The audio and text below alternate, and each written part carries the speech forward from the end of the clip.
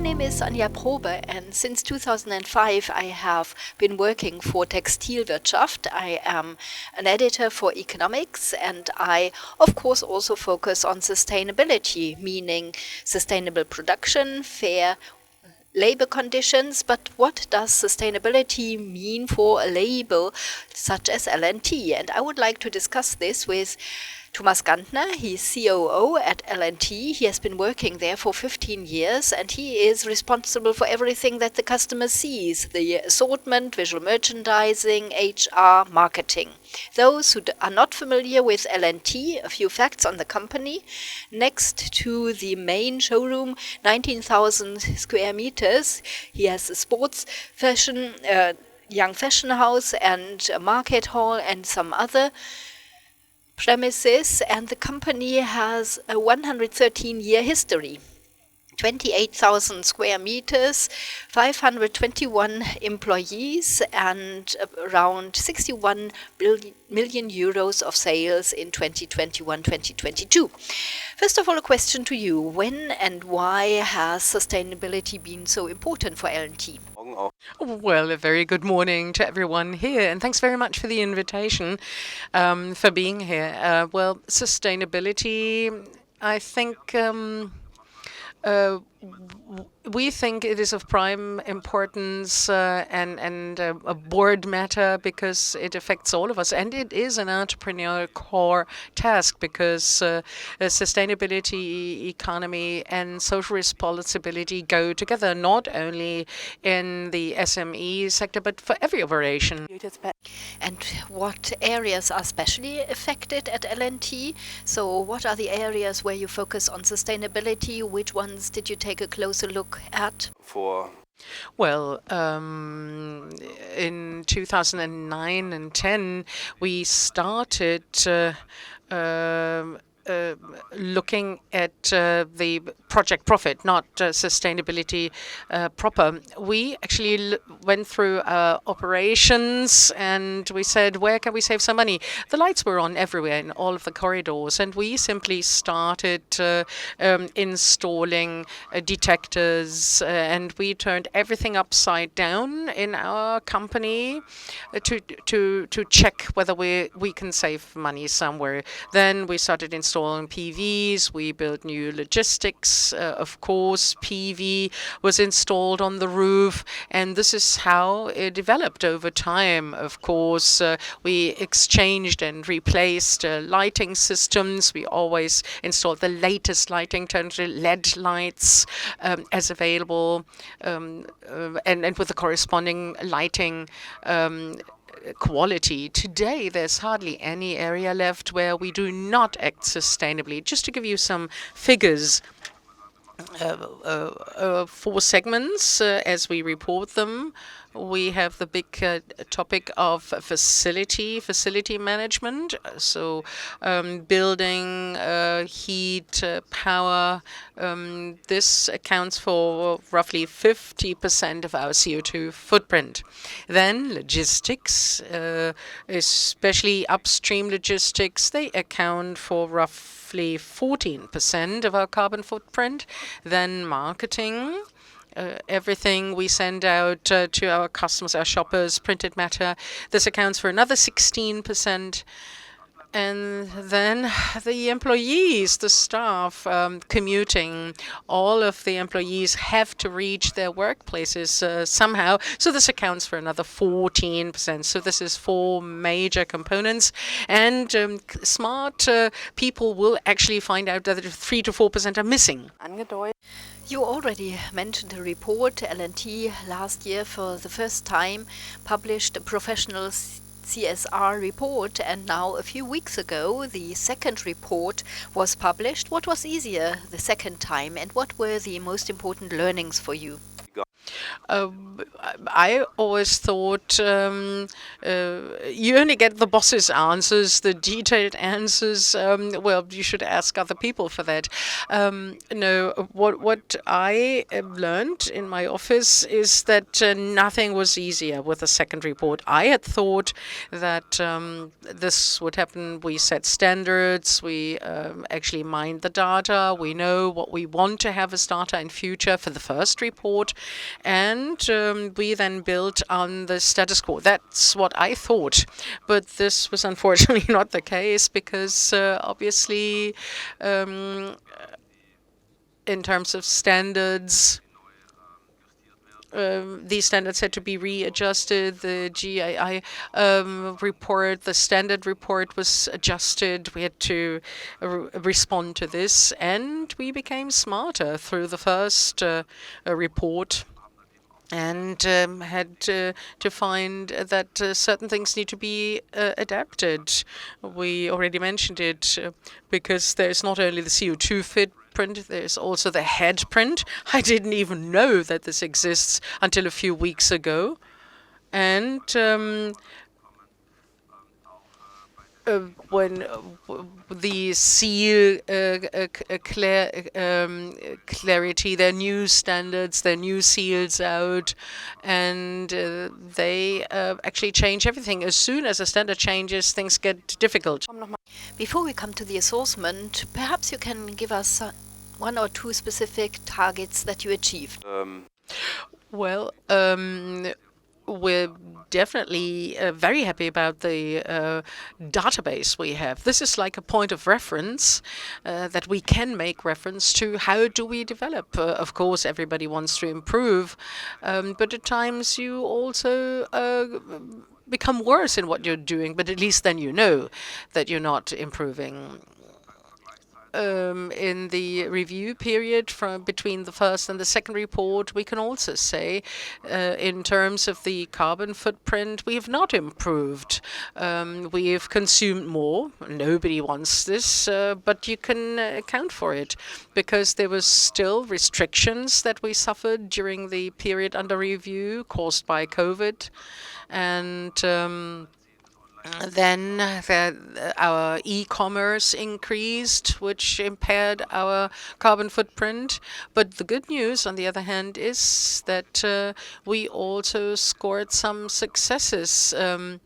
Versus 2019, we are 15 to 20% better in our carbon footprint.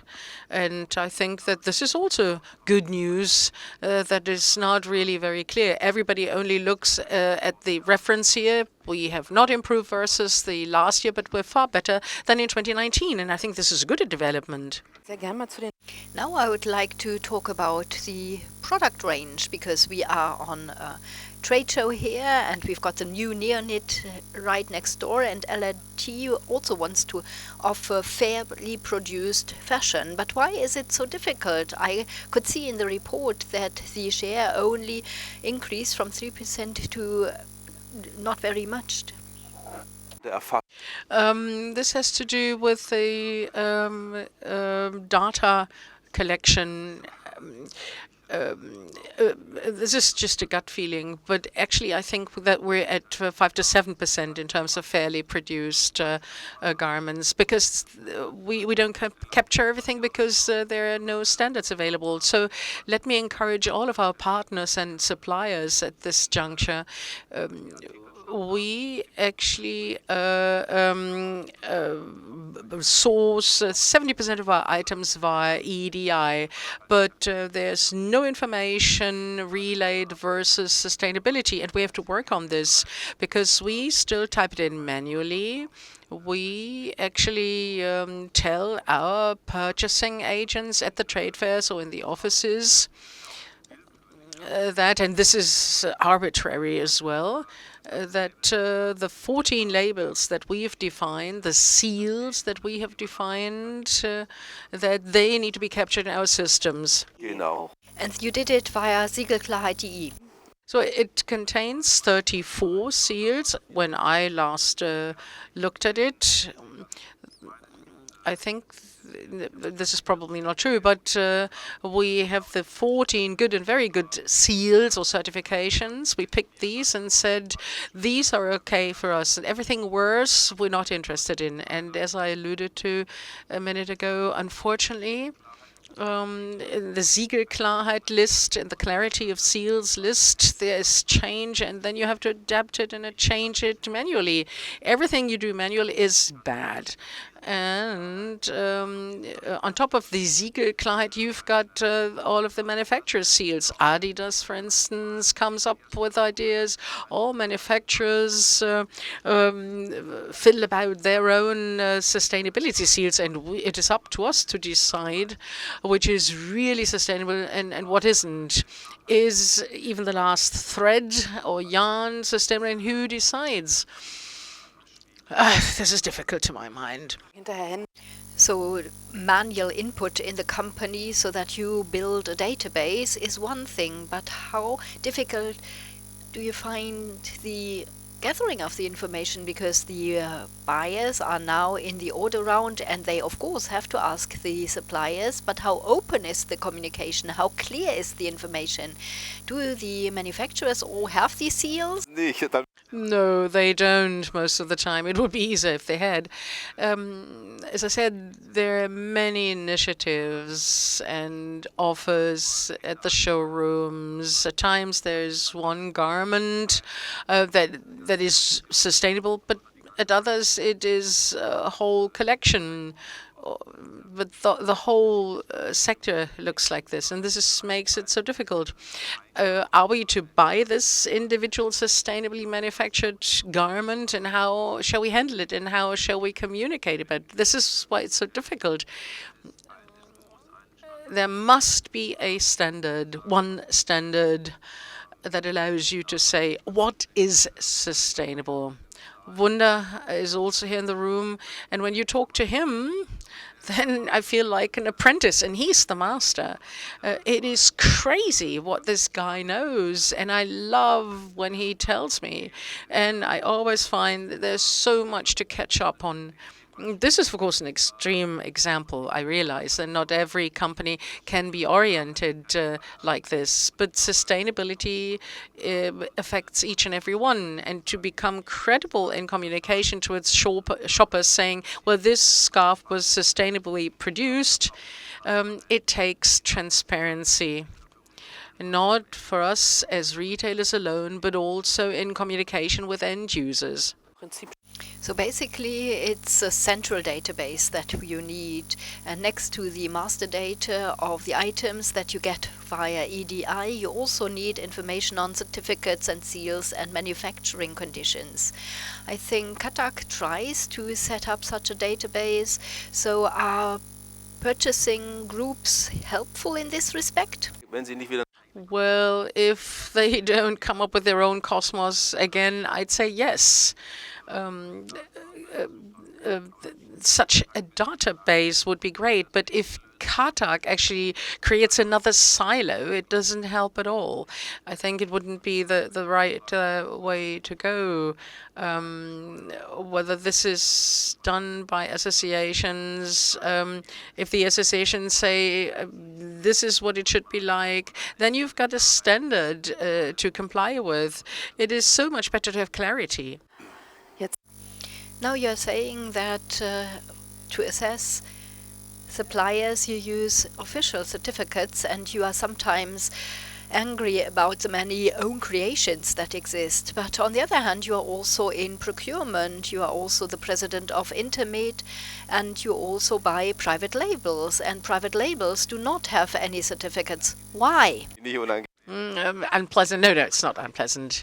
Well, I can understand the industry because we are sustainable there. The aim there is to have 80 to 85% sustainably produced goods. We're well beyond 60% now, depending on the season. At times, we're even beyond 70%. In cashmere, we only process good cashmere. This is my favorite example, because at this point we want to offer proper goods to our customers, and everybody who's touched it once will feel it. But now about the seal, the symbol. We could buy cashmere seals or certificates, but they cost a fortune.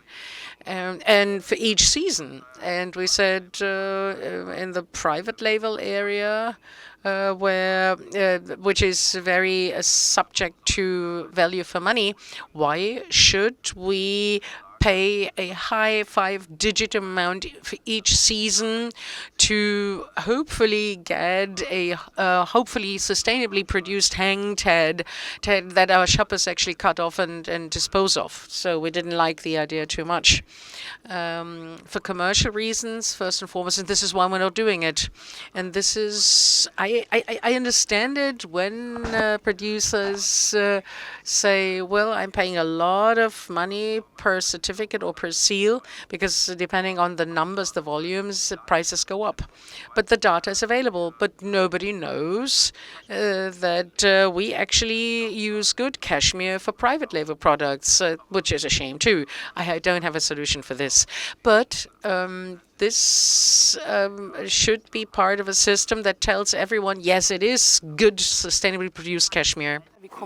Let's take a step further. How do you communicate this at the POS? Is the customer interested in this? Are customers asking for fair fashion, or isn't this important to the customers? And do you show this at the point of sale? What is your strategy here? Several years ago, when we started doing this, this was back in 2013, 14 or 15, we actually defined special areas with so-called armed angels, and they showcased various labels on this special area. And honestly speaking, we really rammed it home. Look here, we're super sustainable here. Shoppers weren't really interested, so we stopped doing that again quite quickly. Today, I'd say we get more and more demand for manufacturing conditions. Where do the goods come from? Do you have anything sustainable in your range? But it's still homeopathic dosage. After all, we're a fashion and lifestyle company, and shoppers come to us because they want to buy a cool garment, hip garments and good products. And they know they'll find it at our stores. And in future, the other things will become a hygiene factor, hopefully, because we'll have to change over. We can't go on like this, and I do hope that it'll be gone one day. One final question. What would you recommend to other retailers who do not know where to start, and especially in these crisis times, they say we've got other concerns. It's not, sustainability is not our priority. What would you recommend to them? Well, you can't delegate it. You have to deal with it as a boss. The report was drawn up by a colleague of mine, but to be perfectly honest, the board of management needs to take care of this, and the managers have to say, the bosses, the owners have to say, we have to become future-proof. The biggest trigger is, of course, where can I save money at the end of the day? And the way we've approached it, we refer to it as the project profit. It's over 10 years old. It's also an economic matter. When you actually install solar panels for 400 kilowatt peak, then it does something to our electricity costs, and that's a positive thing. In terms of merchandise, wherever I show up, I always ask, where is your sustainability? Can you prove it to me? Can you show me something? And I get some answers here and there, and this is annoying. And the way we ask or wait for shoppers to ask us for sustainability, I hand it on to my suppliers and ask them, where do you stand as of now? What else can we say on sustainability? But as I say, the real fashion must be right, the value for money must be right, and then you'll find shoppers. Prima. Ja, vielen Herzlichen Well, a big thank you to you, and I hope that you will find new suppliers. You'll probably walk around Neonit, and there are many good labels that you can choose. Thank you for coming. Thank you for your time, and a big thank you to the audience for listening.